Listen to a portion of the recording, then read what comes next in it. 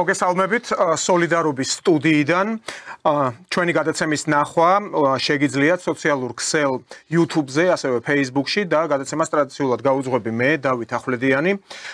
დღევანდელ გადაცემაში ჩვენი სტუმრები იქნებიან პარტია სოლიდარობა მშვიდობისთვის თავმჯდომარე მიხეილ ჟღენტი და ასევე მოსკოვიდან პირდაპირ ეთერში ჩაგვერთვება პარტიის საგარეო საქმეთა მდივანი ბატონი მამუკა ფიფია. ბატონ მიხეილ, მოგესალმებით, მადლობა რომ მოგვეწვიეთ სტუდიაში. ბატონ მამუკას. ბევრ საინტერესო საკითხზე მოგვიწევს დღეს ყურადღების გამახვილება აქტუალურ თემებზე და პირველ რიგში მოდით დავიწყოთ ჯერ კვლავ ინტერესის საგანს წარმოადგენს ეს საკითხი, რომელიც შეეხებოდა პრანკერების, რუსი პრანკერების ლექსუსის და ვოვანის მიერ განხორციელებული ზარი, რომელიც შედგა სალომე ზურაბიშვილთან, ყოფილ პრეზიდენტთან და ასევე ყოფილ ომბუდსმენთან უჩან ანუაშვილთან, სადაც ისინი აი ამ პრანკერების ადრესატები, ქართველი პოლიტიკოსები, პრინციპში უჩან ანუაშვილზე შეიძლება ითქვას, ვინაიდან მთელი ეს ათეული წელი ის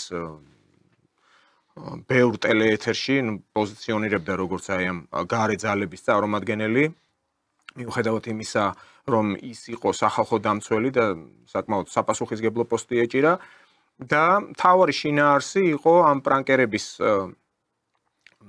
საუბრის თემა გახდათ ის, რომ ღია გახდა მათი მიზნები, როგორც სალომე ზურაბიშვილის, ასევე უჩან ანუაშვილის, მათ პირდაპირ ფაქტობრივად აღიარებითი ჩვენება ჰქონდათ ამ პრანკერებთან, რომ მზად არიან საქართველოში ძალადობრივი მეთოდით ხელი შეუწყონ ხელისუფლების შეცვლას, რაც პრინციპში არის სისხლის სამართლის დანაშაული.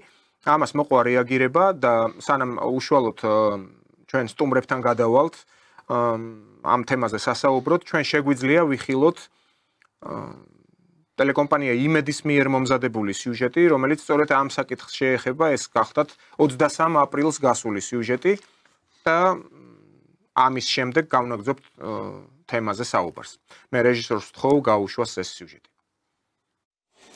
სალომე ზურაბიშვილი და უჩან ანუაშვილი რუსი პრანკერების მახეში. მოვისმინეთ ზურაბიშვილის სკანდალური აღიარება. ზურაბიშვილი USAID-ის და ევროპული ფონდებისგან მიღებულ დაფინანსებაზე საუბრობს და აქვე ამბობს იმასაც, რომ ახლა ოპოზიციისა და არასამთავრობო სექტორისთვის ევროპიდან თანხის მიღების გაჭიანურება ხდება. ფინანსებს ითხოვს უჩან ანუაშვილიც. ნინო არღვლიანი მუშაობს თემაზე და დეტალებს ის მოგვეყვება. სალომე ზურაბიშვილი და უჩან ანუაშვილი რუსი პრანკერების მახეში გაებნენ. სატელეფონო ხულიგნები მათ არსებული ინფორმაციით პეტრო პოროშენკოს და გარი კასპაროვის სახელით გაეცნენ და ამ ინტერვიუში სალომე ზურაბიშვილი აღიარებს, რომ ქუჩაში თბილისში მიმდინარე პროცესები ამერიკული და ევროპული ფონდებიდან ფინანსდება. ამავე ინტერვიუში სალომე ზურაბიშვილი არც მეტი არც ნაკლები ცრუ პოროშენკო კასპაროვს ფინანსური დონაციისთვის არასამთავრობო ორგანიზაციების სიის გადაგზავნას პირდება. რაც შეეხება უჩან ანუაშვილს, მოვისმინეთ მისი განცხადება, რომ აქციებზე დგანან არაფორმალური დანაყოფები და შეიარაღებული პირები. ამას ამბობს ამ ინტერვიუში უჩან ანუაშვილი, რომელსაც რუსული მედია ავრცელებს. არის სამი ძირითადი სეგმენტი, რომელიც საჭიროებს მხარდაჭერას და რომელიც შეჩერებულია, შეწყვეტილია ან რაიმე მსგავსი. პირველი ეს არის მასობრივი მედია საშუალებები, მაგრამ განსაკუთრებული აქცენტით რეგიონულ მედიაზე. ეს არიან ის მედიები, რომლებსაც ყველაზე ნაკლები ფული სჭირდებათ, რადგან მცირედი თანხითაც კი ისინი ბევრს იზამენ. მეორეს, რაც შეეხება, ეს არის პროფკავშირები. მესამე სეგმენტი კი, რომელსაც მხარდაჭერა სჭირდება, ეს არასამთავრობო ორგანიზაციებია. ფინანსები ძირითადად მოდიოდა USAID-დან და ზოგიერთი ევროპული ფონდიდან. ევროპელები კი ძალიან აჭიანურებენ პროცესს. ისინი ამბობდნენ, რომ თანხას სამთავრობო პროგრამებიდან, რომლებიც სანქციების გამო შეჩერდა, მომართავდნენ სამოქალაქო საზოგადოებისკენ, მაგრამ ეს ამ დრომდე არ მომხდარა, ასე რომ ახლა კრიტიკული მომენტი დადგა. რა თქმა უნდა, თქვენ თუ მომაწვდით რომელიმე არასამთავრობო ორგანიზაციას, რომელიც თქვენთვის უფრო მოსახერხებელი იქნებოდა, ძალიან კარგი იქნება. გავესაუბრებოდი, მე ჯერ კიდევ ვცდილობ მოვახერხო რუბიოსთან შეხვედრის ორგანიზება. თქვენ გაქვთ თქვენი ანჯეო, რომელსაც შემიძლია მივმართო?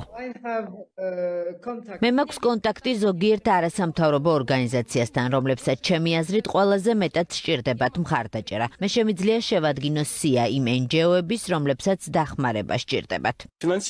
происходит. დაფინანსება გაჭირვებით მოდის. მუცხოვრი აგენტების შესახებ კანონის გამო. ჩვენი ზოგიერთი პროგრამა ფინანსდებოდა ამერიკის საელჩოს, ევროპარლამენტის მიერ, მაგრამ ახლა უცხოური აგენტების შესახებ კანონის გამო ეს გართულებულია. ჩვენ მთელი რიგი პროექტები გვქონდა, რომელსაც ასევე ამერიკის საელჩო USAID დემოკრატიის ნაციონალური სახლი აფინანსებდა, რომელიც ჩვენი ერთ-ერთი მთავარი სპონსორია. ასე რომ ამ კანონებმა ძალიან სერიოზული გავლენა მოახდინა. საერთო ჯამში კი საქართველოში არაპროგნოზირებადი სიტუაციაა. მინდა აღვნიშნო, რომ ჩვენ ასევე ყავს არაოფიციალური ქვედანაყოფი, როგორც მაიდანზე, უკრაინაში. არსებობენ სამოქალაქო პირები ნიღბებით, მაგრამ ასევე არიან ადამიანები კერძო დაცვის კომპანიებიდან და ისინი შეერაღებულები არიან. მოტყუებულების აღიარება არ არის გამორიცხული სამართლებრივ პროცესამდე მივიდეს. ამას ამბობენ მმართველი გუნდის წარმომადგენლები, რომლებიც ამბობენ იმასაც, რომ ამ ამბიდან ერთი მნიშვნელოვანი რამ დასტურდება ის, რომ ფული, რომელიც რეალურად ქვეყნის აღმშენებლობას უნდა მოხმარდეს, ოპოზიციის წარმომადგენლები და მათ შორის სალომე ზურაბიშვილი ცდილობს ეს ფული სწორედ ქვეყანაში რევოლუციური პროცესებისთვის დაიხარჯოს. რა ჩვენ ვიხილეთ და მოვისმინეთ, ეს არის შემაწუნებელი. ეს იმის აღიარება კი არ არის, რომ ფინანსდებიან საზღვარგარეთიდან, ფინანსდებოდნენ კონკრეტული ფონდებიდან, რაც ჩვენც ვიცოდით. ეს არის პირდაპირი აღიარება, რომ ეს დაფინანსება მათ მიერ გამოყენებული იყო კონკრეტული პოლიტიკური მიზნების მისაღწევად. და არა რაიმე ორგანიზებისთვის და არა რაიმე პროგრამების შედგენისთვის სხვადასხვა დარგების მიხედვით. არამედ კონკრეტულად დესტაბილიზაციის მისაღწევად და რევოლუციური სცენარის განვითარებისათვის.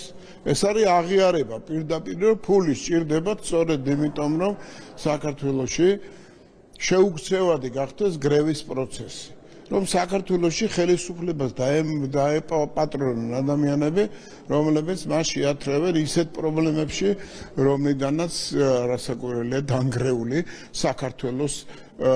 დანგრეულ საქართველოს მივიღებთ. ამას პირდაპირ აღიარებენ ყოველგვარი ორაზროვნების გარეშე. თან ვისთან?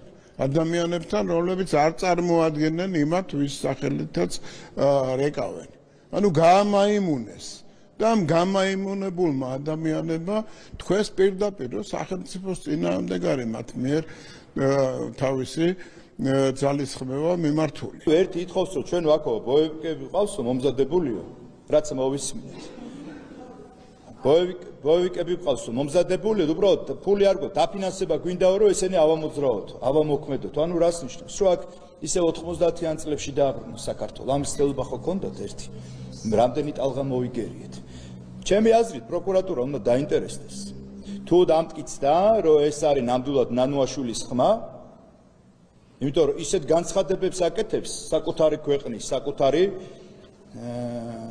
სახელმწიფოს წინააღმდეგ, ჩემი აზრით ამის გატარება არ შეიძლება და მეორე, აგერ კიდე უსამშობლო ეს გაუგებარია მისი სტატუსი, მაგრამ ამათი ლიდერი, უსამშობლობის ლიდერი სალომე ზურაბიშვილი, რომელიც ამბობს, რომ აი ევროპამ კიდე ესე იგი საქართველოს წინააღმდეგ უფრო მეტად იაქტიუროსო, ფულიო რა, ფული მაიტათო რა, რომ ჩამოვანგრიო ეს სახელმწიფო რა, რომ ავატრიალო და ისევ აქ დაждენ მერე აგენტურა, როგორც 2003 წელს. ხო, ეს იყო სიუჟეტი, რომელიც მიეძღვნა ამ საკითხს და ჩვენ ახლა პირდაპირ ეთერში ვთავთ მოსკოვს პარტია სოლიდარობა მშვიდობისთვის საგარეო საქმეთა დივანი მამუკა ფიფია გვერდება პირდაპირ ეთერში. მოგესალმებით ბატონ მამუკა, მადლობა რომ გვერდებით რუსეთის დედაქალაქიდან. თქვენ ნახეთ სიუჟეტი, სადაც ხელისუფლება პრინციპში აღიარებს და შეშფოთებულია იმ განცხადებებით, რაც გააკეთეს როგორც სალომე ზურაბიშვილმა, ასევე უჩანანუაშვილმა. მოდით ვთქვათ პირდაპირ. ეს ლექსუსი და ვოვანი ცნობილი რუსი პრანკერები, რომლების მახეში გაება არაერთი, ვთქვათ, ევროპელი ლიდერიც კი და პრინციპში გამოაშკარავეს ის ზრახვები, რაც პირდაპირ დიპლომატიის ენაზე ხშირი არ არის, მაგრამ აზრად აქვთ. ახლაც ანალოგიური რაღაც მოხდა. ფაქტია, რომ იკვეთება დანაშაულებრივი, ანუ დანაშაულის შემადგენლობა იკვეთება. და ისიც ვთქვათ, რომ პრინციპში თქვენ ხართ ამ პრანკერების, ასე ვთქვათ, იცოდით რა უნდა მომხდარიყო და ამ ადამიანებს იცნობთ უშუალოდ, ხო? და მოსალოდნელი იყო ამ რეაქცია ამ სალომე ზურაბიშვილის და უჩანანუაშვილის მათი აზრების ასე ამოტივტივება. თქვენ რა შეფასებას გააკეთებდით? ანუ ახლა ხელისუფლების წარმომადგენლები ადასტურებენ საქართველოში ქართული ოცნების ლიდერები, რომ პროკურატურა უნდა დაინტერესდეს. და ფაქტია, რომ იკვეთება დანაშაულის შემადგენლობა. აქ არ ჭირდება ადამიანს იქ აგატა კრისტის დეტექტივების ან ჯეიმს ჰედლი ჩეიზის ან კონან დოილის ცოდნა. ფაქტია, რომ ეს ორი პიროვნება პირდაპირ საუბრობენ იმაზე, რომ არიან შეერაღებული ადამიანები, საჭიროა დაფინანსება უცხოეთიდან, არის თუ არა ეს პირდაპირ რაღაც კოლაბორაციონისტული და პირდაპირ სახელმწიფოს სამხედრო გადატრიალებისკენ მოწოდება. თქვენი აზრი როგორია ამასთან დაკავშირებით, თქვენი კომენტარი როგორი იქნება? გამარჯობათ. გილოცავთ ახალ ფორმატზე გადასვლას, ძალიან კარგია და სპატაშორის ბევრს მოუწევს გადასვლა ამ ფორმატზე, იმიტომ რომ ეხლა კლასიკური გაგებით ტელევიზიის ყურება ძალიან ნაკლებად და იკლებს რეიტინგები ტელევიზიების და ყველა გადადის სოციალურ ქსელებში. რაც შეეხება ეხლა ამ სიტუაციას, მე არ ვიცი საიდან დავიწყო. დავიწყებ იმიდან, რომ ეხლა არის ბურთი ხელისუფლების ხარეზე. აგერ ყველაფერი ჩვენ რა ვიცი, ისინი ხულიგნებს უწოდებენ, ჩვენ ხუმრობას უწოდებთ ამას, მაგრამ ჩვენმა ეგრეთ წოდებულმა ოპოზიციის ლიდერებმა გადაწყვიტეს საქართველოს დანგრევა. ეს რაც ითქვა იქ, ეს რა თქმა უნდა არის ყველაფერი სიმართლე, არის ამისი ასლები, არის რა ქვია მაგას, მასალა, რაც შეიძლება ექსპერტიზას ჩაბარდეს და გაირკვევა, რომ ეს არის ყველაფერი სიმართლე. ამას არ ჭირდება არც პროკურატურა და არც გამოძიება. ამის წაღება შეიძლება პირდაპირ სასამართლოში. იმიტომ რომ ეს ადამიანები პირდაპირ აკეთებენ გულსხმელ აღიარებას. და კიდევ გავიმეორებ, ეს უნდა ეხლა იმოქმედოს სახელმწიფომ, მთავრობამ და ხელისუფლებამ. ბურთი არის ნახდად მაგათ ხარეზე.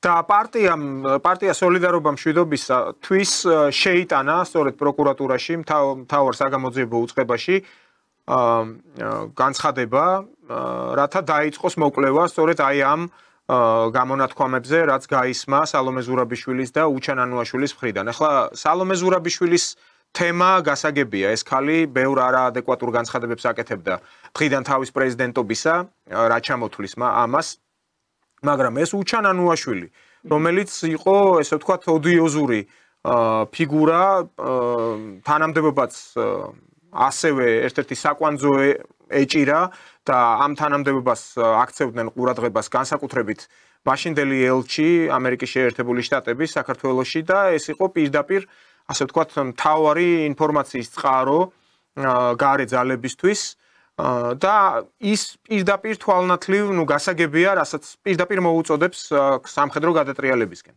ახლა, თუ კი პროკურატურაში იქნა შეტანილი განცხადება პარტია სოლიდარობა მშვიდობისთვის ლიდერების მხრიდან და ჩვენ ბატონ მიხეილსაც ამასთან დაკავშირებით, რა თქმა უნდა, ვესაუბრებით და გვექნება კითხვები, მაგრამ თქვენ როგორ ფიქრობთ, ახლა თუ კი მაგალითად ზარქუა ან გია ვოლსკი ქართული ოცნების ლიდერები პირდაპირ ამბობენ, რომ კი, აქ უნდა დაინტერესდეს პროკურატურა. კი, მაგრამ მთავარი საგამოძიებო უწყება, ეს არის პრინციპში პოლიტიზირებული უწყება და ხელისუფლება არის ქართული ოცნების ხელში. რატომ არ ხდება თუ ან როგორ ფიქრობთ, დაიწყება თუ არა მოკვლევა და რეაგირება სწორედ ამ ფაქტზე? კიდევ ერთხელ გავიმეორებ, პროკურატურა, რა თქმა უნდა, არის ის ორგანო, ვინც უნდა ეს გამოიძიოს და იმედია, რომ შეუდგებიან მალე. იმიტომ საკითხი არის ძალიან სერიოზული.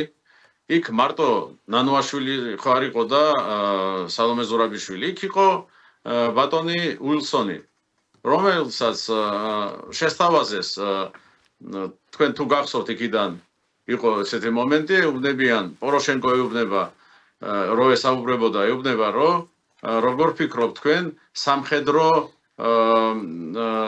მხარდაჭერა ამ პროცესებს და გახსოვთ რა უპასუხა, მაგრამ უპასუხა რომ არის ამის სპეციალური ადამიანი ევროპაში, ვისთან დაგაკავშირებდა მე იქ მიხედეთ საქმეს.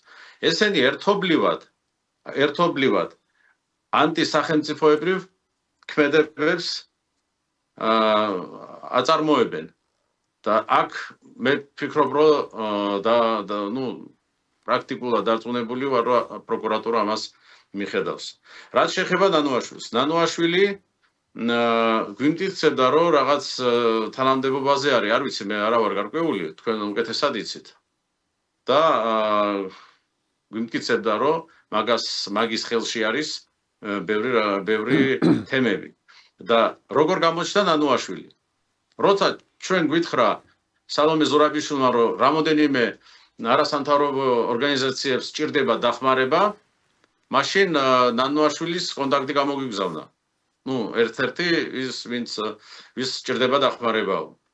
ეს ერთი. მეორე, ნანუაშვილი ერთი კვირის წინაც წერდა, სად არისო ჩემი ფული? და საქმეს გვირჩევდა და ეხლაც მოწერა ერთი 3 დღის წინ ბიჭებს ეს რა ხდებაო კი, მაგრამ რა გიქენითო. ხო და რა ვიცი, როგორ გამოძრებიან ამ სიტუაციიდან. ძალიან საინტერესოა, ნახოთ. თქვენი ნათქვამიდანვე იკვეთება, რომ სალომე ზურაბიშვილი პრინციპში იყო მეისრე უჩა ნანუაშვილისთვის, რადგან თქვა, რომ აი მას არასამთავრობო ორგანიზაციას, ნანუაშვილის ორგანიზაციას ჭირდება ეს თანხა და თან თავად ეს ნანუაშვილი. ხო, ერთ-ერთი, ხო. ეს გამოვაგზავნიო, მაგრამ რეალურად გამოვაგზავნა ერთი ჯერ. კიდევ ერთი საკითხი, ბატონო მამუკა, რომელიც ასევე გახდა განხილვის საგანი, თუმცა ეს გლობალისტური მედიის ნაწილში აჟიოტაჟი იყო. თქვენ შეხვდით რუსეთის ფედერაციის საგარეო დაზვერვის ხელმძღვანელს, დირექტორს სერგეი ნარიშკინს და ეს გახდა სწორედაც აი ამ გლობალისტურ არხებზე ესეთი აჟიოტაჟის საგანი. თუ შეიძლება რომ გასაგებია რა ფიგურა ეს ადამიანი, ის აგრეთვე მე ტელემაყურებლისთვის უბრალოდ აქვე დავამატებ რომ ის არის რუსეთის უშიშროების საბჭოს წევრი და რა თქმა უნდა ფლობს საკმაოდ სერიოზულ ინფორმაციას და უშუალო შეხება აქვს რუსეთის პრეზიდენტთან ვლადიმერ პუტინთან. თქვენ რა შეგიძლიათ გვითხრათ აი იმ შეხვედრასთან დაკავშირებით, რაც განხორციელდა სერგეი ნარიშკინთან? კი, იყო სერგეი ნარიშკინი ჩვენ დიდი ხნის ნაცნობობა გაკავშირებს. ერთი 18-20 წელია ერთმანეთს ვიცნობთ და ყავს საერთო მეგობრებიც. თუ გახსოვთ თქვენ 24 წლის ზაფხულში 2 თუ 3 განცხადება გააკეთა ბატონმა სერგეი ნარიშკინმა საქართველოსთან დაკავშირებით. და იმ განცხადებებში თუ გახსოვთ, იყო ნახსენები ჩვენი ეგრეთ წოდებული პარტნიორები რას აპირებენ საქართველოსთან მიმართებაში. რა თქმა უნდა, ჩვენ სერგეი ნარიშკინის გარდა ჩვენს ვიცოდით რისი გაკეთება უნდათ და რას უწყობდნენ საქართველოს. ეგრეთ წოდებული ოპოზიცია, რადიკალური ოპოზიცია. რა თქმა უნდა, ჩვენ ყურადღებით ამას ყველაფერს უსმენდით და ყველა აკეთებდა იმას, რა შეგვეძლო. მე მაგალითად აგერ ბიჭებთან ერთად დავინტერესდი რას აკეთებენ და რას აპირებენ ეგრეთ წოდებული ოპოზიცია. და ძალიან კარგად გავიგეთ რისი გაკეთება უნდოდა და უნდათ. რაც შეეხება სერგეი ნარიშკინს, რა თქმა უნდა, ჩვენ ერთ-ერთში ქონდა საუბარი და რაღაცებზე ვისაუბრეთ, რასაც ეხლა თქვენ ვერ მოგახსენებთ, მაგრამ ძალიან საყურადღებო იყო და ჯერ კიდევ საშიშროება არსებობს საქართველოსთან მიმართებაში. აი, მეც ვერაფერს ვერ გეტყვით. გასაგებია. დიდი მადლობა ბატონ მამუკა, რომ ჩაგვერთეთ მოსკოვიდან. ჩვენ აქვე სტუდიაში გავნაგზობთ საუბარს უკვე პარტია სოლიდარობა მშვიდობისთვის თავმჯდომარესთან, ბატონ მიხეილ ჟღენთთან. დიდი მადლობა, წარმატებები მინდა ასევე გისურვოთ იმ დიდ საქმიანობაში, რასაც თქვენ ეწევით საქართველოსთვის, უკვე რუსეთის დედაქალაქში აქტიური კონტაქტებით და იმ საკვანძო ფიგურებთან შეხვედრით უმაღლეს სახელმწიფო ვერტიკალში რუსეთში, რომელიც ერთ-ერთი მნიშვნელოვანი მოთამაშეა გლობალურ პოლიტიკაში, იგულისხმება რუსეთის ფედერაცია. დიდი მადლობა ჩართვისთვის. ემსახურები ქართულ ხალხს. მადლობა. და ჩვენ გავნაგზობთ საუბარს უკვე მიხეილ ჟღენთან. ბატონო მიხეილ, ჩვენ მოვისმინეთ ბატონი მამუკა ფიფიას პოზიცია ამ პრანკერებთან დაკავშირებით. ანუ მთელი იმ წლების განმავლობაში, რაც ეს ორი ადამიანი, ახლა სალომე ზურაბიშვილი და ეს უჩან ანუაშვილი ჩანდნენ თუნდაც სატელევიზიო ეთერებში თავიანთი განცხადებებით, თავიანთი მოღვაწეობით. და იმ მენტალობით და შინაარსით, რაც მათ რეალურად რაზეც ხშირად, ასე ვთქვათ, აპელირებდნენ. იყო თუ არა მოსალოდნელი და შეიტანა თუ არა სიცხადე მათი აზრების გამომზიურებამ თან ამ პრანკერების ხელშეწყობით, ანუ ამ ლექსუსის და ვოვანის ხელშეწყობით, ერთის მხრივ აი ასე მეზობელი ქვეყნიდან ეს ადამიანები უკავშირდებიან აი ამ ნანუაშვილს და სალომე ზურაბიშვილს და პრინციპში რა აჟღერებენ იმას, რაც აზრად აქვთ საქართველოში ვითარების არევა. თქვენ რა შეფასებას გააკეთებდით? უშუალოდ თქვენ ბრძანდებოდით მთავარ საგამოძიებო უწყებაში და შეიტანეთ განცხადება პროკურატურაში, რომ დაიწყოს მოკვლევა ამ ადამიანების ამ დანაშაულებრივ განცხადებებზე. პრინციპში რა, ანუ იკვეთება აქ დანაშაულის შემადგენლობა. იყო მოწოდება, რაღაც შეერაღებულ ხალხზე იყო ლაპარაკი, რომლებიც საჭიროებენ უფრო მეტ მომარაგებას, იქ ფინანსური იქნება თუ იარაღით მომარაგება, რა ვიცი რა მნიშვნელობა აქვს. პირდაპირ მოწოდება იყო ხელისუფლების დამხობასთან დაკავშირებით. აი თქვენ შეგიძლიათ თქვენი პოზიცია დააფიქსიროთ. მივესალმები პატრიოტულ მაყურებლებს, ქრისტე აღსდგა, აღდგომაშენდა პირველი ეთერია და მრავალზავისწულ და ჯანმრთელად და ბედნიერად. კიდევ ერთხელ დადასტურდა ის, რაც ბოლო 33 წლის განმავლობაში მანძილზე ხდება საქართველოში. და აი ზუსტად ბატონი ნანუაშვილი ეს არის პროდუქტი იმ არასამთავრობოების, რომლებიც ამერიკის შეერთებულ შტატებმა და კოლექტიურად დასავლეთმა უკვე 92 წლიდან ძალიან მსუყეთ დაიწყეს დაფინანსება. მეორე თაობა გაიზარდა არასამთავრობოების, რომლებიც ჩვენ მოგვივლინեն როგორც ნაციონალური მოძრაობის ხელისუფლებაში, ასევე სამწუხაროდ მათი გადმონაშთები ჩვენ ვიხილეთ 2012 წლის ახალ პარლამენტში. და მათ თავისთავი, რა თქმა უნდა, გამოამჟღავნეს და ისინი ახლა პარლამენტს გარეთ არიან. მაგრამ ეს მუშაობა არ სრულდება, ეს მუშაობა გრძელდება და დავინახეთ, რომ ესე ვთქვათ, სულყეთ დაფინანსებას მიჩვეული არასამთავრობოები უკვე კნავიან და წუხან იმაზე, რომ შემოაგდათ ფული და ფული არის მათთვის ის მთავარი მამოძრავებელი ძალა, რომლითაც ისინი გამოიზარდნენ. ანუ მიჩვეულები არიან. ძალიან ძლიერ მდგომარეობაში აღმოჩნდნენ და ჩვენ არაერთხელ გვიხსნათ ბატონო დავით ამ სტუდიაში და სხვა სტუდიებშიც, რომ როგორც კი დაფინანსება შეწყდება, მათი აქტიურობა შეწყდება, იმიტომ რომ მათ არ აქვთ არანაირი მორალური, ზნეობრივი ხედვა იმისი ემსახურონ თავის იდეას. ქვეყანას დავანებოთ თავი, ქვეყანას როგორ ემსახურებიან, ჩვენ ბოლო 33 წელია ვხედავთ, ხო? განსაკუთრებით 96 წლიდან, როდესაც აი გაიფუჩქნა არასამთავრობოები და უკვე ეშელონებით შემოდიოდა და თვითმფრინავებით შემოდიოდა ეს ფული, ხო? ანუ ისინი მზად არ არიან იდეის დონეზე ემსახურონ თავის იდეას, რომელსაც ისინი ემსახურებოდნენ ამ წლების მანძილზე ფულის გამო და აი ამ უფულობის შემთხვევაში ისინი გაჩერდნენ. ანუ კიდევ ერთხელ დადასტურდა, რომ მათი ნებისმიერი ნაბიჯი, თუნდაც მათთვისვე გამართლებული ნაბიჯი შეუძლებელია გადადგან ფულის გარეშე. და მე კიდევ ერთხელ მინდა ბატონ მამუკას და მის მეგობრებს მოსკოვში მადლობა გადაუხადო იმასთან დაკავშირებით, რომ კიდევ ერთხელ აჩვენეს ქართველ ხალხს, კიდევ ერთხელ დაინახა საქართველოს მოსახლეობამ ის, რაზეც ჭორად იყო, ფაქტობრივად იყო, არაფერი საჭირო აქ არ არის, გადახედო ნებისმიერი არასამთავრობო ორგანიზაციის დაფინანსებას და იმ ღონისძიებებს, რომელსაც ისინი ატარებენ და იმ ღონისძიებებს, რომელიც არ არის გამჭვირვალე შეიძლება ლექტორს ერთ წაკითხულ ლექციაში 10-15,000 ლარი გადაუხადოთ, მაგრამ ის ხშირ შემთხვევაში სავარაუდოდ შეიძლება 1000 ლარს იღებდა. დანარჩენი 14-13,000 ლარი მიდიოდა შავ სალაროში, საიდანაც მე ფინანსდებოდა ის ყველაფერი, რაც ჩვენ არაერთხელ ვნახეთ. ამ პერიოდში არა. ჩვენ ვნახეთ 2003 წლის ეგრეთ წოდებული ვარდების რევოლუციის დროს. ჩვენ ვნახეთ უფრო ადრეც ვნახეთ ეს მოვლენები, როდესაც 96 წელს არჩევნების შემდეგ პრაქტიკულად სრულად პროდასავლური ლიბერალური ხელისუფლება მოვიდა საქართველოში და აი კატასტროფული ტემპით დაიწყეს ქვეყნის ნგრევა. ჩვენთვის თავარი რა არის, რომ ჩვენ მოსახლეობა კიდე ერთხელ ბოლომდე ძალიან ბევრს ესმის, ძალიან ბევრი ხვდება რა მდგომარეობაში აღმოჩნდით ჩვენ, როგორ მოგვატყუეს და აი ერთ-ერთ საუბარში სენატორთან ბატონ ჯოვილსონთან ახსენებენ ჰელსინკის ჯგუფს.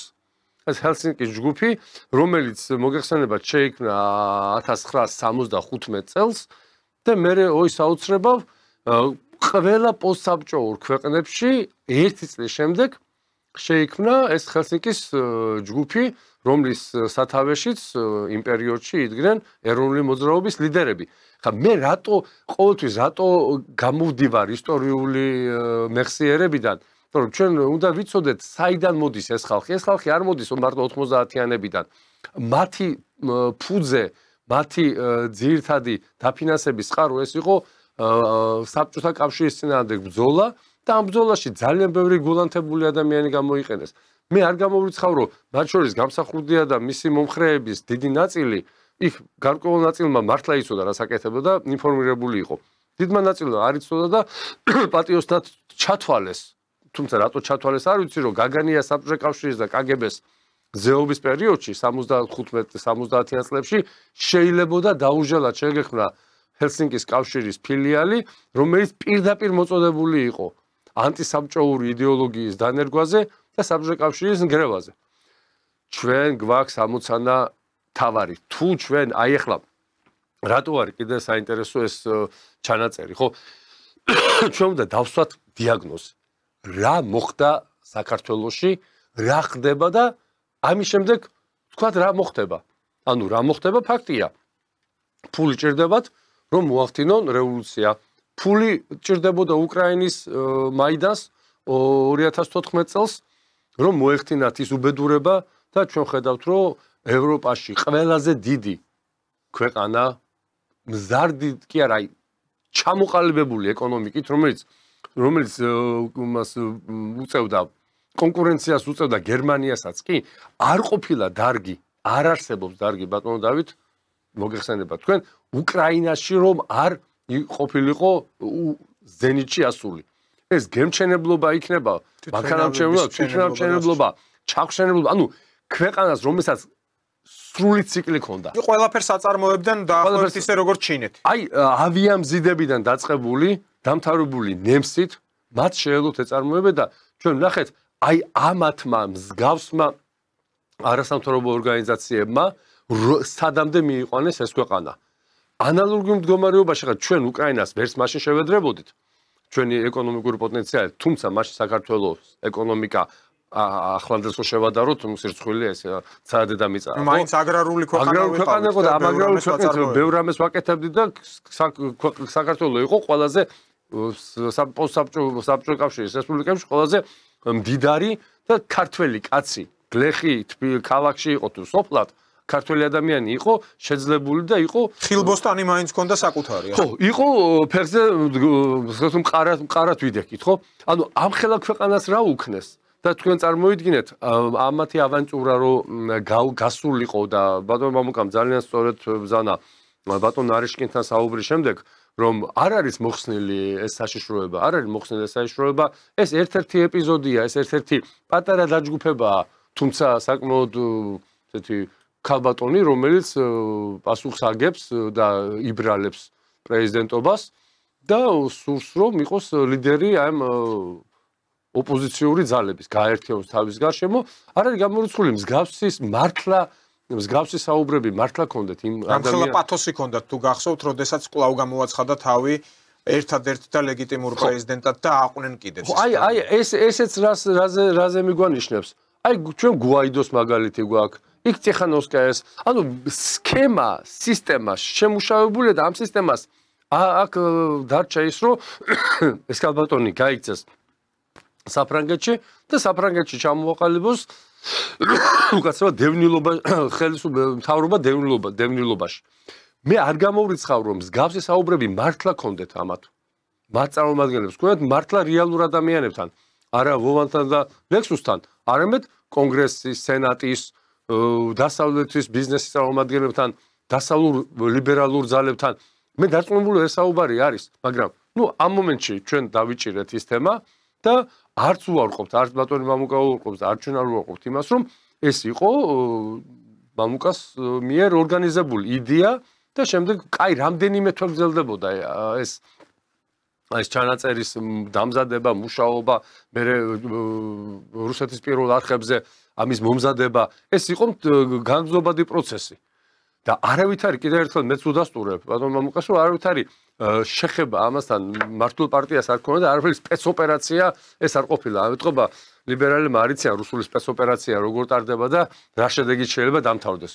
ღმერთო დაიფაროს რუსეთის სპეცოპერაციის მონაწილეებიც კი არა, შემხედროები და მომსწრეები გაქვთ. არავის არ უსწრებ ამ სპეცოპერაციებს. ამიტომ მოდით შევხედოთ რეალობას. რა გქონდა, რა გვაქვს და რა გვექნება. პრაქტიკულად საქართველოს ხელისუფლება 33 წელი იმართება დასავლური ფულით და იმართება დასავლეთის ინტერესებიდან გამომდინარე. ეხლა თქვენ დამისვავთ კითხვას, ან სხვა დამისვავს კითხვას. საბჭოთა კავშირის დროსაც საქართველო ხო იყო დოტაციური ქვეყანა. იქიდან ხო შემოდიოდა ფული, მაგრამ ის ფული სად მიდიოდა? ის ფული მიდიოდა ქართველი კაცის კეთილდღეობისთვის და არა რამდენიმე ათეული თუ ასეული პოლიტიკოსის ზღაპრულად გამდიდრების, რომელიც არანაირი წინაპირობა ამ ხალხს არ აქვს, არც განათლება, არც ზნეობა, არც მრწამსი, მათ რომ ჯეროდეთ თავიანთი საქმის, მე კიდე რაღაცა უფრო მობიერი ვიქნები. ზუსტად ანალოგიურ მდგომარეობაში აი ეს ქალბატონი ყოფილი პრეზიდენტი, როგორც მამუკა ეძახის, რომელსაც სურს რომ იყოს პრეზიდენტი თუ თამაშოს პრეზიდენტობანას, ბატონ ლავროვზე ამბობდა, რომ ლავროვი არის საუკეთესო საგარეო საქმეთა მინისტრი, რაშიც ერთადერთი რაშიც ვეთანხმები ამ ქალბატონს. ხო, თუ რუსებმა ესე სიტყვაზე დაუქნიეს ხელი, გაუღიმეს, ესენი ყველასთან წამსვლელები არიან. მათთვის არ არსებობს რაღაცა პრინციპი, რომ ამ ძალებთან თანამშრომლობ, ამ ძალებთან არ თანამშრომლობ, ხო? განსაკუთრებით თუ ფულზე მიდიოდა საქმე. რა თქმა უნდა, იგივე ბურჭულაძე, რომელიც თავს, აი მაგალითები კარგი რამა, ხო? აი ბურჭულაძე, რომელიც საბჭოთა რუსი ოპერის შვილად ან ხოშტარია დღემდე იღებს იმ ჰონორარს სოლიკოვის. ყოფილი საგარეო საქმეთა მინისტრი უფროსი ვაშაძე, რომელიც თავის მეუღლესთან ერთად რუსული კულტურის ნაწილად თვლის თავს. ამ დროს ეს ხალხი გახდნენ, ისინი რაც გახდნენ, ხო? რატომ? იმიტომ რომ ფული საიდანაც მოდის, მათი მამონა არის მათი ღმერთი და მამონაზე არიან აწყობილები. კიდევ ერთხელ დავინახეთ ჩვენ მამონა და მამონა. მოდით ვთქვათ ესე, ფულის გარეშე შეგიძლია გიყვარდეს სამშობლო? ჩვენ გვაქვს მაგალითები. არ მინდა ახლა შორს წავიდე, ამ შენობაშიც არის მსგავსი შემთხვევები. რაც შეეხება წერილის შეტანას პროკურატურაში. ჩვენ 25 რიცხვში ბატონ თემურ ფიფიასთან ერთად და ბატონ გიორგისთან ერთად შევიტანეთ ეს განაცხადი ირემაძესთან ერთად ეს განაცხადი შევიტანეთ, განცხადება უბრალოდ შევიტანეთ პროკურატურაში და მოვთხოვეთ პროკურატურას, რომ ჩვენი აზრით იქ იკვეთება სისხლსამართლის დანაშაულის ელემენტები და საჭიროა აღიზრას საქმე. დაიწყოს გამოძიება და გამოძიება მაჩვენოს, ჩვენი აზრი არ არის ბოლო ჭეშმარიტების სიტუაცია. გამოძიება დაიწყონ და ნახონ რა და ეს კიდევ ერთ საშუალებას მისცემს, რომ მსგავსი საუბრები იქნება, თუ მსგავსი მიმოწერა იქნება, მე დარწმუნებული ვარ, ჩვენ უშიშროებას ექნება კიდევ მსგავსი მასალები. ოღონდ არა პრანკერების მიერ ასე ვთქვათ პროვოცირებული და ჩაწერილი, არამედ რეალურ ხალხთან ასაუბრები და ეს კარგი საშუალება იქნება ხელისუფლებისთვის, რომ გახსნას აი ეს კამპანია. ანალოგიურად კიდევ ერთხელ გავიმეორებ, რომ ეს უნდა იყოს მაგალითი ყველა იმ პოლიტიკოსისთვის, რომელიც იგივე გზის გავლას აპირებს. და მე არ ვარ დარწმუნებული, რომ ბატონ მამუკას და მის მეგობრებს კიდევ ვინმე არ ყავდეთ გაბმული აი ამ ვადეში. არა, შეიძლება კიდევ ვიღაცები არიან ჩაწერილი. არ ვიცი მე. თქვენ როგორ ფიქრობთ, აი თქვენ წერილზე რაც დატოვეთ, განცხადებაზე უბრალოდ რაც დატოვეთ პროკურატურაში, თუ ექნება გამოხმაურება, ეხლა პრინციპში იქ ვადებია, წერილობითი პასუხი მაინც უნდა მიიღოთ, ხო ასეა? რა შემდგომი ნაბიჯები რა იქნება? ანუ იქნება დადებითი, ანუ საქმის წარმოება დაიწყება თუ რაღაც გარკვეულწილად შეჩერდება, ანუ უარყოფითი პასუხი იქნება. ყოველ შემთხვევაში რაღაც პასუხი უნდა მიიღოთ, ხო? ძალიან ძნელია ხა ჩემთვის მის თქმა რა რეაგირებას მოახდენს ხელისუფლება, მაგრამ ერთამეში დარწმუნებული ვარ, გამოძიება დაიწყება.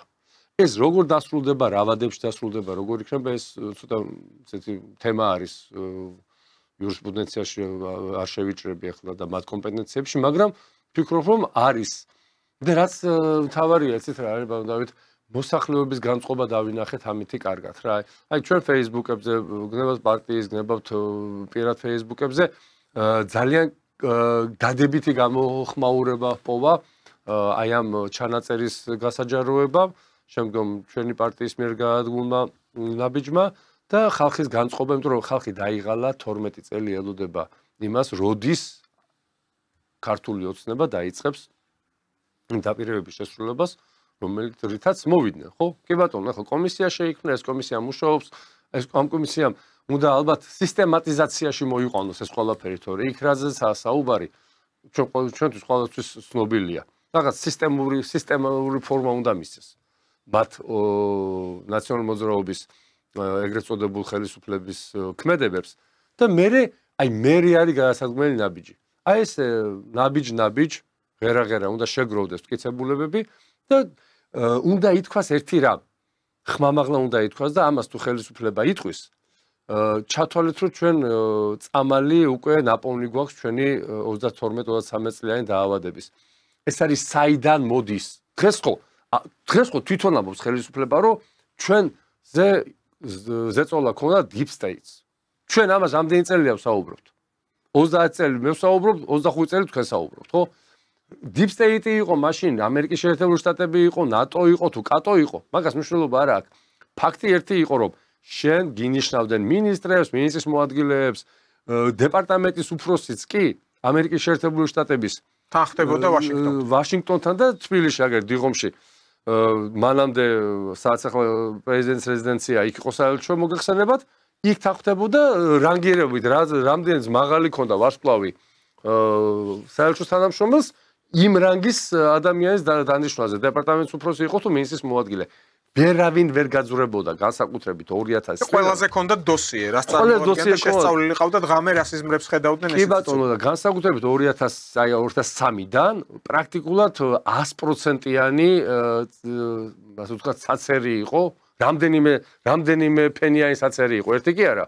აი ამაში ვინც გაიცრებოდა კარგად და ზუსტად დაუბრუნდებით აი ნანუაშვილი და მისი აი ეს კოჰორტა იმათი გამოცდილები არიან.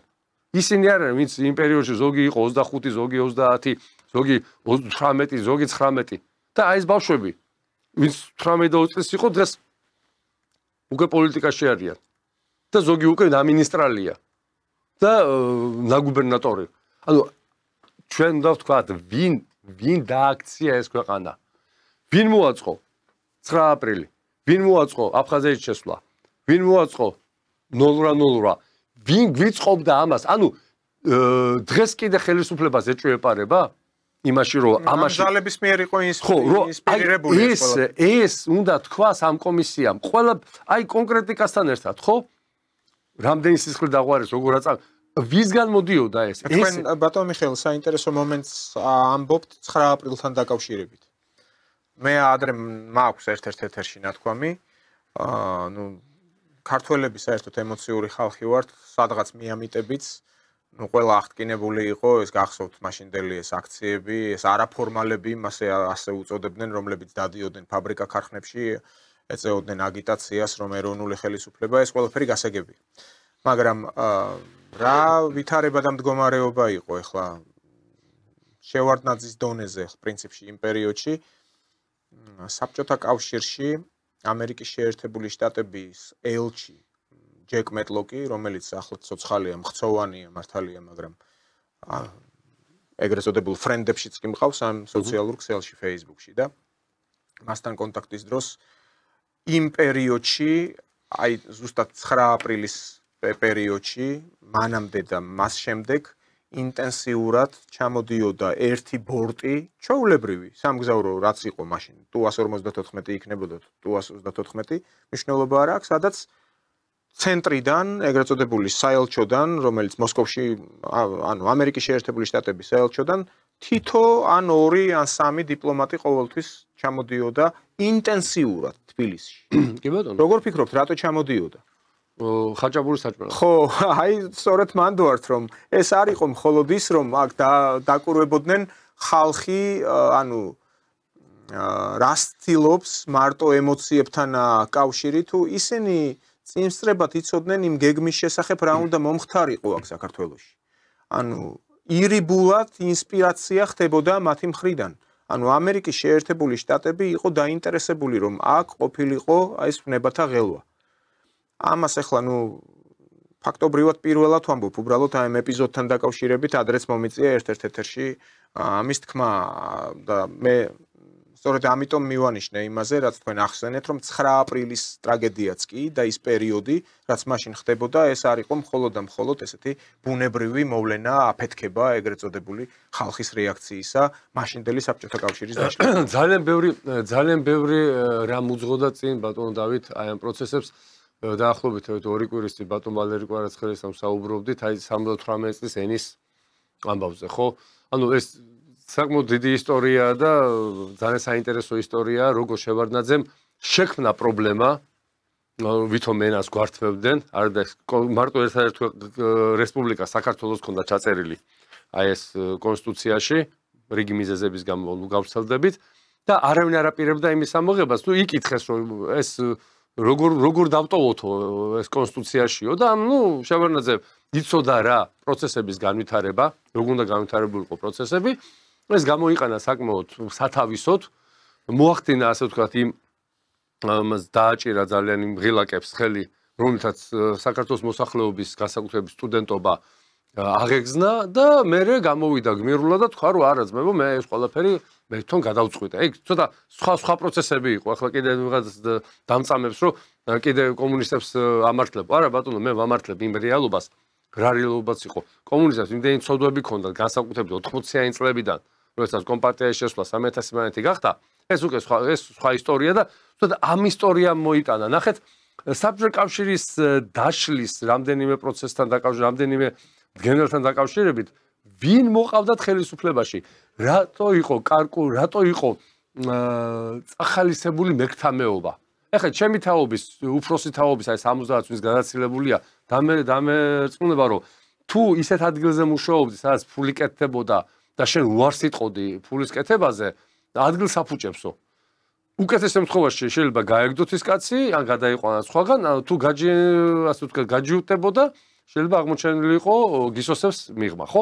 ეს დაშვებული იყო. ეს უკვე ჟავანაძის პერიოდიდან მერე შევარდნაძის პერიოდში ეს ნოლები მიემატა. მაგრამ უფრო დაალაგებული იყო. უფრო დაალაგებული, დავარცხნილი იყო. და სულ მცირე ეგრეთ წოდებული მე-6 განყოფილება ეკონომიკურ ბრძოლასთან დაკავშირებით სულ სტარტზე იყო, სულ ჩასაფრებული იყო. ხალხს ფული ჰქონდათ, მაგრამ ეშინოდათ, თქვათ, უძრავი ქონება შეეძინათ ან რაღაც. ერთადერთი, ვისაც არ ეშინოდა უძრავი ქონების და ძვირადღირებული მანქანის შეძენის, ეს იყო მუშები. ეს იყო გლეხები, რომელსაც ჰქონდა თავის საკარმი და ნაკვეთები და შეეძლო რუსეთში გაეტანათ პატარა გაზელით. თუ გაზიკით როგორც იყო, რამდენიმე ტონა ვაშლი და იქიდან 0-ში ჩამოივა. აი, ეს კატეგორია თავისუფალი იყო, მაგრამ ინჟინერი, რომელსაც 120 მანეთი ჰქონდა, ეს კიდე ერთი უბედურება იყო. როდესაც ინჟინერს 120 მანეთი ჰქონდა, მე რომ მებეტონე დავიწყე მუშაობა 85 წელს, ჰქონდა 600 მანეთი. ეს კიდე სხვა ანომალია. აი ამ ანომალიებზე მოხდა, ასე ვთქვათ, ითამაშა დასავლეთმა და ძალიან კარგად მოამზადეს საზოგადოება იმისთვის, რომ საბჭოთა კავშირი და კომუნისტური პარტია სტალინის მკვლელობის შემდეგ განსაკუთრებით აღმოჩენილიყო იმ მდგომარეობაში აღმოჩნდა 90-იან წლებში, ხო? სპეციალურად შეარჩიეს, ცოლებსაც კი სპეციალურად ურჩევდნენ. მოდით ახლა შევადაროთ. გორბაჩოვი და გორბაჩოვზე ცოლის გავლენა. სააკაშვილი და მისი ცოლი. ანუ როდესაც სპეცსამსახური და მე ვამბობ, რომ ბრიტანეთის, ამერიკის შეერთებული შტატების, რუსეთის, ისრაელის ეს კლასიკური სპეცსამსახურები მათთვის ძალიან მარტივი თუ არა დიდ სირცხულეს არ წარმოადგენს რამდენიმე ადამიანის მომზადება, თუნდაც სკოლიდან ან უნივერსიტეტიდან და შემდგომ იმ გზაზე ატარო, რა გზაზეც არის საჭირო. გორბაჩოვი ვერ გახდებოდა სეკას მდივანი სოფლის მეურნეობის მიმართულებით, რომ უცბად არ გარდაცვლილიყო ის კაცი, ვისაც უპირებდნენ დანიშვნას. ან გარდაიცვალა, ან მოკლეს. 91 და 93 წლამდე ვარშავის ხელშეკრულების 4 ქვეყნის თავდაცვის მინისტრი ერთ წელიწადში ძალიან საეჭვო ვითარებაში აღესრულა. ნუ პრაქტიკულად პროცესი მზადდებოდა, ეს პროცესი მომზადებული იყო და მივიღეთ ანალოგიურია. მე რატო ვიხსენებ ახლა ამ ისტორიულ გამოცდილებას, რატო ვიყენებ და ისტორიულ მეხსიერებას. როგორ მზადდებოდა, ვინ ამზადებდა ამას? და ის რომ ვიღაცამ თქვას, რომ დღეს საქართველოში ან 90-იანებში ქართულმა ხალხმა, კი ქართული ხალხის ბრძოლა იყო, მაგრამ აქამდე მიიყვანეს და მე მოგვატყუეს. ძალიან მარტივად მოგვატყუეს. ყველა ის დანაპირები, რომელიც ჰქონდა დასავლეთისგან მიღებული საქართველოს, სოფლის მეურნეობიდან დაწყებული, დამთავრებული ძიმე მრეწველობით თუ აი ხა რეაქტორზე იყო გუშინ ძალიან საინტერესო გადაცემას უყურე, რეაქტორი როგორ გაიხსნა, როგორ ჩამოიყვანა ბერიამ სინოპში გერმანელი ფიზიკოსები. სინოპში შეიქმნა პირველი გამდიდრებული ურანის ფორმულა იქ გაკეთდა. ანუ ეს ჩვენ ყველაფერი ხო არ ვიცოდით. აღმოჩნდით, რომ თურმე სტალინი ტირანი ყოფილა. თურმე ბერია, რომელიც 14-15 პროექტს ხელმძღვანელობდა საბჭოთა კავშირში, თურმე ქალებს ქუჩაში იჭერდა, მიიყავდა და აუპატიურებდა. ხო, არა, ეს არა, აუღორება ეს ერთი პერიოდი საკმაოდ ისეთ დამაჯერებლად მიეწოდებოდა. კაცი მუშაობდა 15 პროექტზე, მათ შორის ატომურზე და ასე შემდეგ და რუსეთში ვერ იპოვნა ქალბატონი, რომელსაც მისი სურვილი დაამყარებდა ურთიერთობას, ხო? ასე შეიქმნა ლეგენდები შეიქმნა ლეგენდები სტალინზე, ბერიაზე, კომუნისტურ პარტიაზე. მე ეს გადავიდა ანეკდოტებში, მოხდა გაშარჟება, იყო დივერსიები და ისევ იქ ბრუნდები. ვინ გაგიკეთა ეს თქვი, როცა ხელისუფალი ხარ, ეს თქვი. ეხლა ხო ამბობენ deep state-მა გააკეთაო. მანამდე ვინ გააკეთა? deep state-ი ყოველთვის იყო, არის და იქნება. deep state-ის ეს ამოძირკვა თქვენ მოგეხსენებათ ძალიან რთულია. დღეს ბრიტანეთი არავინ იფიქროს, რომ ბრიტანეთი გაჩერებულია და მშვიდად უყურებს პროცესებს. მას თავის ფანტომური იმპერიული ტკივილები ძალიან აწუხებს და უნდა აღიდგინოს ის ფეხი გაიმთელოს და ხელი გაიმთელოს, ხო? რა პროცესები გვაქვს ჩვენ? რა პროცესებია დაუბრუნდეთ ისევ ჩვენ მამუკასთან ერთად ამჯერჯერ გაგვიკეთებია განცხადება ჩვენ პარტიას, რომ 3+3 რა არის 3+3? რამდენჯერ უნდა გაგაფრთხილონ? შედი ბიძიკო. სომეხი იქ არის, აზერბაიჯანელი იქ არის, ყველა ცალ-ცალკე ზოგი ყურში გეუბნება, ზოგი ეპისტოლარული ჟანრით გიგზავნის. თქვენ ახსენეთ ახლა ბატონო მიხეილმა კлау მამუკა ფიფია, რომელიც ცოტა ხნის წინ გვერდებოდა ეთერში და აქვე მოდით ბარემ ვაჩვენოთ ის კადრები, ამ კითხვით ჩვენ კი მიუმართეთ მას და უბრალოდ თავი შეიკავა გასაგები მიზეზების გამო, ვინაიდან ის ადამიანი, ვისაც ის შეხვდა, არ არის მარტივი ერთი შეხედვით ისეთი უბრალოდ საკმაოდ სერიოზული თანამდებობის პირია, რომელსაც დიდი პასუხისგებლობა აქვს, ეს არის რუსეთის ფედერაციის საგარეო დაზვერვის დირექტორი. ხო წარმოგიდგენიათ მასშტაბი და აი სწორედ ახლა ეს კადრები შეგვიძლია ვიხილოთ ამ შეხვედრის, მაინც იცოდეს ჩვენმა მაყურებელმა. ეს არ იყო შემთხვევითი შეხვედრა, რა თქმა უნდა. მე ძალიან გამეხარდება ბატონ დავით. ნუ რა თქმა უნდა, ძალიან გვიხარია რომ ჩვენი პარტიის ლიდერი ასეთ შეხვედრებს, ასეთი ურთიერთობები აქვს, ასეთ კაბინეტებში შეუულია შესვლა თავის ცხოვრებისეული გამოცდილებით, მისი ოჯახის ასე ვთქვათ, იმ რაკეთების საქმის, რომელსაც რუსეთში საკმაოდ ცნობილი ოჯახია და ეს მისასალმებელი, მაგრამ მე უფრო გამიხარდებოდა, რომ ბატონი მამუკას მაგივრად იქ გარიყო ჩვენი სუსის ხელმძღვანელი. ან ბატონი ნარიშკინის მოადგილესთან ყოფილიყო ჩვენი სპეცსამსახურების უფროსის მოადგილე. ანუ ეს გამიხარდება, ეს არის მთავარი ამოცანა, რომ შენ დაიწყო მოლაპარაკებები იმ ქვეყანასთან, რომლის გარეშეც საქართველოს კი არა, უკვე ამერიკის შეერთებული შტატები ვეღარ დგავს ნაბიჯებს და ყველაფერს უთანხმებს. და იმ გეოპოლიტიკურ სივრცეში, რომელშიც ჩვენ ვართ, დღეს ჩვენ არ უნდა ვიყოთ, როგორ გითხრათ, ისე თეთრი ყვავებად არ უნდა გამოვშთეთ, იმიტომ რომ შეიძლება ჩვენ მეზობლებმა თქვან ეს ბევრჯერ გვითქვამს, რომ აი ძალიან ბევრს კეკლუცობენ და როცა მე არ მკადრულობ, როცა ხუთი კაცი ვხედვართ და მე ექვსეს ვეძახი, მოდი ძმაო აგერ და ამ სკამი დაგიდგი, დროშა დაგიდგი, იცქენი, ეს ვქენი, ერთხელ არ მკადრულობ, ხო? ნუ მე სხვანაირი ლაპარაკი იწყება. ძალიან წუხვარ ამას რომ ვამბობ და ძალიან არ მინდა ეს მოხდეს. მაგრამ ეს არის გნებავთ პოლიტიკური ცხოვრება, გნებავთ ადამიანური ცხოვრება. აქამდე არ მივიდეთ ჩვენ. და კიდევ ერთხელ ვიმეორებ, ეს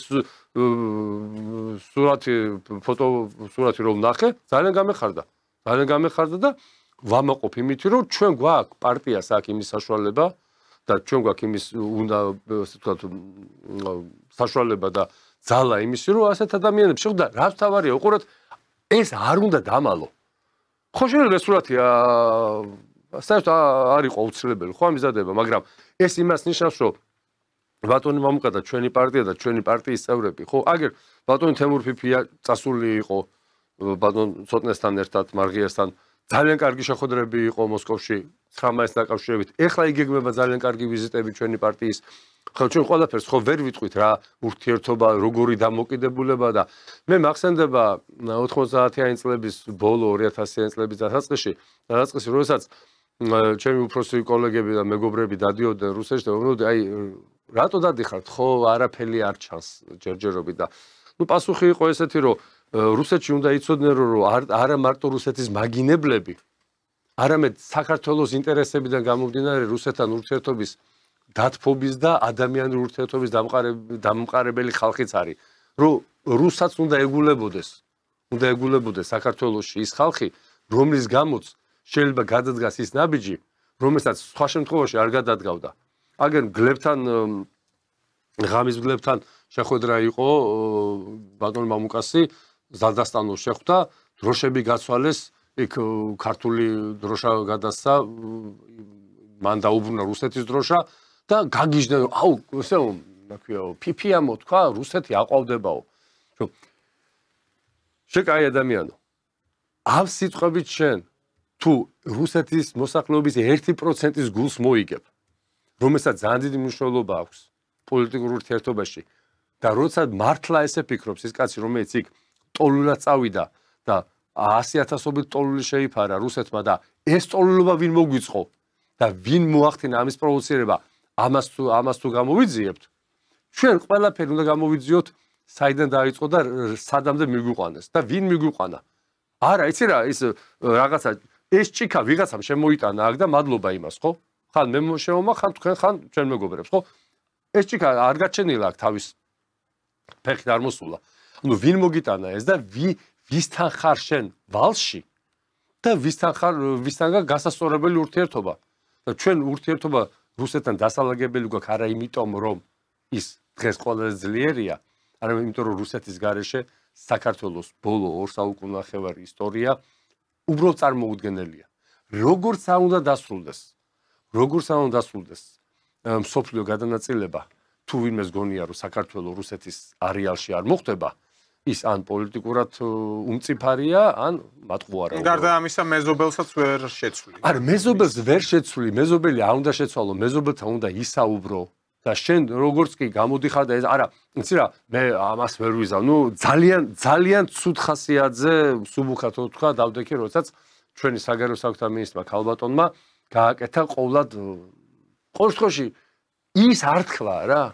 რაღაცა დიპლომატიურად თქვი, მაგრამ ის არ თქვა, აი მაინდამაინც ის რაც დასავლელ შენ პატრონს მოეწონება, ან ვინ შენ გაგზარდა, იმას მოეწონება, რომ ოკუპანტი, თქვი რომ რაღაც აი 1000 სიტყვა შეიძლება დიპლომატიაში მოძებნო და იმ სიტყვით ახსნა შენი დღევანდელი მდგომარეობა. არა, აი ოკუპაცია სანამ რა ვის ევაჭრები, დასრულებულია სოფლიოში ვაჭრობა.